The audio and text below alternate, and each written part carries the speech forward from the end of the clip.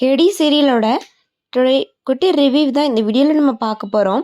நம்ம சேனலை மறக்காமல் சப்ஸ்கிரைப் பண்ணிவிடுங்க. பக்கத்தில் பெல் ஐக்கான் இருக்குது, அதையும் ப்ரெஸ் பண்ணிவிடுங்க. வாங்க வீடியோக்குள்ளே போகலாம். சாமுண்டீஸ்வரி வீட்டில் அவங்க பொண்ணுக்காக பந்தக்கால் நடுற ஃபங்க்ஷன் பார்த்திங்கன்னா நடக்க போகுது. அந்த ஃபங்க்ஷன் நடக்க போகிற டைமில் மா இலை பறிக்க மறந்துருக்காங்க.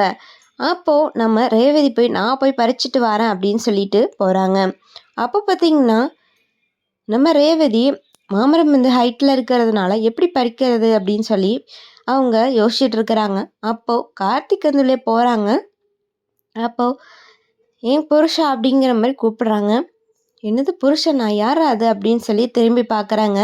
கார்த்திக்கும் நம்ம கார்த்திக் கிட்ட வராங்க. அப்போது பார்த்தீங்கன்னா என்ன சொல்லி கூப்பிட்ட அப்படிங்கிறாங்க.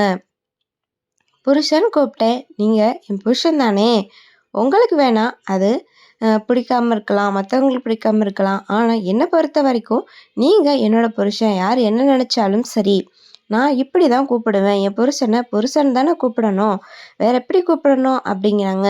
அதுக்கப்புறம் நம்ம கார்த்திக் இதெல்லாம் நேரம்டா அப்படிங்கிற மாதிரி நினச்சிட்டு இருக்கிறாங்க. அதுக்கப்புறம் என்ன இப்போ மாயில பறிச்சு தரணுமா அப்படிங்கிறாங்க. ஆமாம், நீங்கள் அவ்வளோ ஒன்றும் கஷ்டப்பட்டு நீங்கள் மாயில பறிக்க வேணாம், என்ன ஈஸியாக தூக்கிடுங்க, நான் பறிச்சுக்கிறேன் அப்படிங்கிறாங்க. மாயில பறிக்கிறது கஷ்டம், ஒன்று தூக்குறது ஈஸியா அப்படிங்கிறாங்க. இது கூட செய்ய மாட்டீங்களா, என்ன தூக்குங்க அப்படிங்கிற மாதிரி சொல்கிறாங்க. அதுக்கப்புறம் சரி சரி அப்படின்ட்டு ரேவதியை தூக்குறாங்க. அப்போது ரேவதிக்கு ரொம்பவே ஹாப்பியாகிடுது. கார்த்தியும் ரேவதி தூக்கிடுறாங்க. ரேவதி மாயில பறிச்சுட்டு வராங்க. ஸோ இந்த ஒரு சீன் பார்க்குறதுக்கே ரொம்பவே சூப்பராக இருந்துச்சுன்னே சொல்லலாங்க.